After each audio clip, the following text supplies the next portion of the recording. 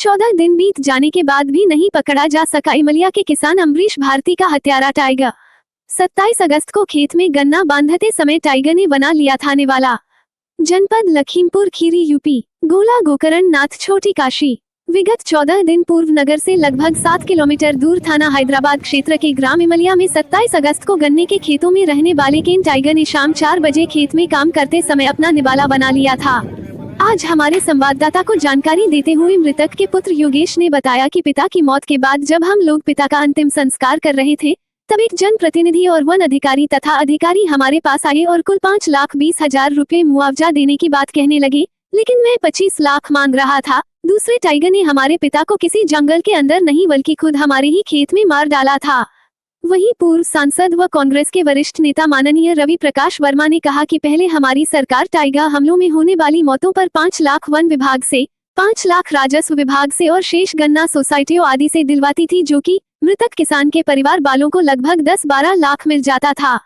लेकिन अब वन्य जीवों के हमलों में असमय जान गंवाने वाले किसानों के परिवार वालों के साथ भी जनप्रतिनिधि मुआवजे राशि की भी बार्गेनिंग कर समझौता करने लगे हैं, जो कि एक शर्मनाक कदम है। उन्होंने वन विभाग पर भी अपनी राय व्यक्त करते हुए कहा कि वर्तमान में वन कर्मियों को केवल पेड़ व वनों की रक्षा हेतु प्रशिक्षित किया गया है। वहीं वन विभाग इन कर्मचारियों को हिंसक वन्य जीवों से इंसानों की रक्षा व इंसानों से वन्य जीवों की रक्षा का दायित्व भी जबरन इन वन कर्मियों पर लाद रहा है। ऐसे में अप्रशिक्षित वन कर्मियों के चलते वन्य जीव मानव संघर्ष की घटनाएं कम होने के स्थान पर और बढ़ रही हैं। वहीं इमलिया के दहशतजदा बच्चों और ग्रामीणों ने बताया कि हमारे गांव के पास अक्सर टाइगर के पंजों के निशान खेतों में मिलते हैं और प्रधान ने 5 वॉट व 9 वॉट के बल्ब खंभों पर लटकाए हैं, जिनका प्रकाश टाइगर को गांव से दूर रखने के काम नहीं आ सकता। हमारे पशु भी घर के बाहर ही बंधे रहते हैं, वहीं हम लोग भी बाहर ही सोते हैं। ऐसे में डर के कारण हम लोग पूरी रात जगते ही रहते हैं। आइए देखते हैं हमारे संवाददाता विनोद कुमार यादव की यह वीडियो रिपोर्ट।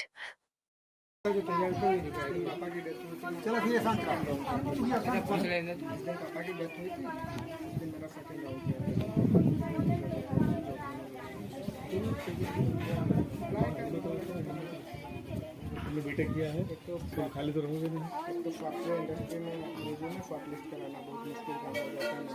कंपटीशन बहुत है उसमें, लेकिन हिम्मत रखो बल्कि तुम बेटा हम बताएं। मानिए मेरा नाम योगेश कुमार है और आप जहाँ पे हैं ये इमलिया गांव है, पोस्ट अजान है। ये घटना 27 अगस्त की है, रात लगभग 4 बजे की, जब पापा गए थे खेत पे काम करने। तो देर रात तक नहीं लौटे तो फिर फ़ोन किया, जब नहीं फ़ोन रिसीव हुआ तो गए थे पापा को ढूंढने। तो वहाँ पे पापा को छत अवस्था में देखा था। उसके बाद पापा को लेके जब हम लोगों ने रोड पे अनशन किया था तो वहाँ पे माननीय विधायक जी आए थे और रेंजर था। तो उन लोगों ने कहा था कि आपको 4 लाख जो है वो तहसील की तरफ से मिलेगा और 1,20,000 वन विभाग की तरफ से मिलेगा, जबकि मेरा ये कहना था कि मुझको 25 लाख रुपए दिए जाएं, जिससे मैं अपनी छोटी बहन और अपने भाई को पढ़ा सकूं और अपने परिवार का पालन पोषण कर सकूं और मुझे एक जॉब दी जाए। तो उस पर तो कोई अमल नहीं किया गया था।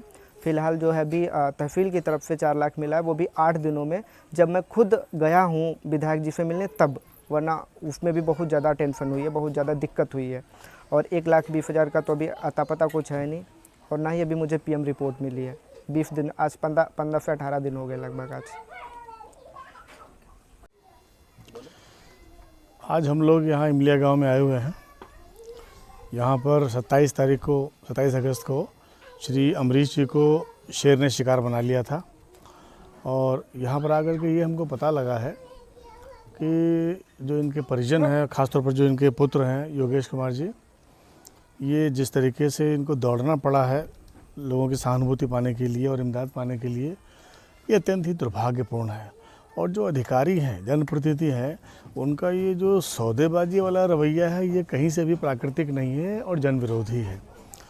इस बात का हम लोग जब शासन सत्ता में रहे हैं तो हम लोगों ने जंगलात विभाग से 5 लाख रुपया और रेवेन्यू डिपार्टमेंट से 5 लाख रुपया प्लस सहकारी समितियों से, गन्ना समितियों से भी 2-2 लाख रुपया उन लोगों को दिलाया है बीमा का, जो इसके विक्टिम हुए हैं शेर के। लेकिन अब जो सौदेबाजी हो रही है ये कहीं से भी सूटेबल नहीं है। होना तो ये चाहिए था कि अधिकारियों को यहाँ पर आकर के, बच्चा इनका पढ़ा लिखा है और IT प्रोफेशनल है, इससे बात करके इसको सही जगह पर एक नौकरी का आश्वासन दिलाया दिया गया होता या उसको कहीं सही रास्ता बताया गया होता, बजाय उसके वो अपनी लायबिलिटी समझ के उसमें सौदेबाजी कर रहे हैं जो छम में नहीं है।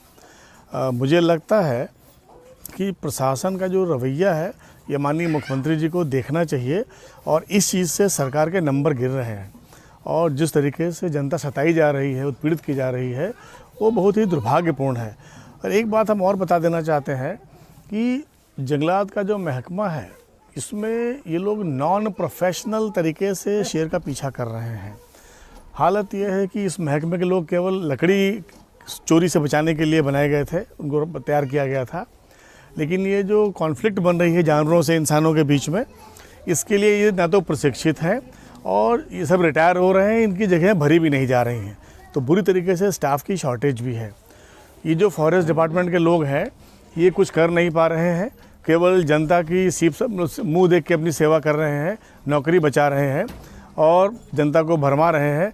कायदे से इनको जितने भी जो शेर जंगल गन्ने में घूम रहे हैं इनकी ट्रैकिंग रेगुलर करनी चाहिए। आजकल हर गांव में मोबाइल है, इनको हर गांव के अंदर अपने बाघ मित्र स्थापित करने चाहिए, जिससे कि हर गांव में ये खबर रहे कि शेर का मूवमेंट कहां पर है, जिससे कि लोगों की जान बच सके। मुझे लगता है कि इनको कुछ आता जाता नहीं है, ये केवल मुंह दिखाने के लिए कार्रवाई कर रहे हैं और जनता के आक्रोश को शांत करने के लिए ज़्यादा मेहनत कर रहे हैं, बजाय इसके वो जनता की मदद कर पाएँ। मैं ये भी कहना चाहता हूँ कि सेंचुरी घोषित कर दी गई, बफर जोन घोषित कर दिया गया इस क्षेत्र को, तो उसके बाद में ये जो प्रोफेशनल्स को हायर न कर पाने की कमी है, आखिर ये किसकी मजबूरी? मुझे लगता है कि या तो सरकार उदासीन हो चुकी है, उसको किसी की जीवन से कोई मतलब नहीं है। एक व्यक्ति चला जाता है तो पूरा परिवार अंधेरे में चला जाता है। और आज जब उनका बेटा जो कि हाईली प्रोफेशनल है वो कह रहा है कि हमारी छोटी बहनें हैं, उनको पढ़ा करके उनकी शादियां करनी है, हमको उसके लिए उचित कंपेंसेशन दिया जाए, कम से कम 25 लाख रुपया दिया जाना चाहिए था। ऐसे मौके पर सरकारी कर्मचारी जिन्होंने सौदेबाजी की है उनके ऊपर तो प्रशासनिक कार्रवाई होनी चाहिए। ये बहुत ही जन विरोधी नज़रिया है। हम यही कहना चाहते हैं कि इस पूरे क्षेत्र में दर्जनों शेर गन्ने में घूम रहे हैं। ये शेर गन्ने में पैदा हुए हैं और गन्ने में ही रह रहे हैं। इनको पकड़ के अगर जंगल में भी छोड़ देंगे तो ये वहाँ रह नहीं सकते, ये वापस फिर गन्ने में आएंगे।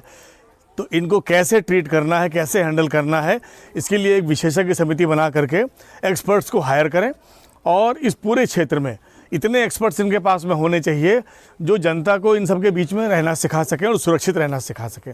मुझे लगता है ये बहुत ज़रूरी है। हमारा नाम ओम प्रकाश है, इमलिया गांव में रहते हैं।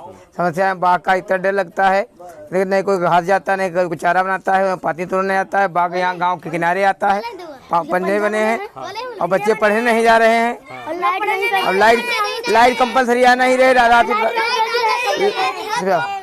लाइट रात को आती नहीं है, बहुत कड़कड़ आती है लाइट है और बहुत लंबी दिक्कत हम लोगों को।